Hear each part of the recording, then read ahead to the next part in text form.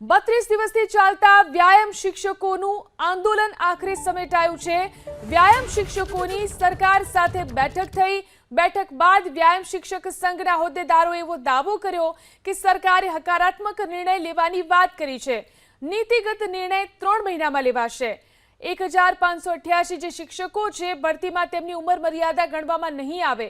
સરકારે પાછલા 15 વર્ષથી વ્યાયામ શિક્ષકોની ભરતી જ નથી કરી।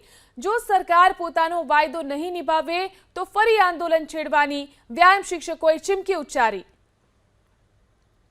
જે પ્રકારે આંદોલનના વિષયો હતા એ વિષયોને ન્યાય મળે અને એના માટે NEP 2020 અને RTE આની જોગવાઈઓને ધ્યાનમાં રાખી અને આગળ શું કરી શકાય, વધુમાં વધુ 3 મહિનાની અંદર આ ખેલ સહાયકો જે આંદોલન કરી રહ્યા હતા એમને ચોક્કસ ન્યાય મળવાનો છે।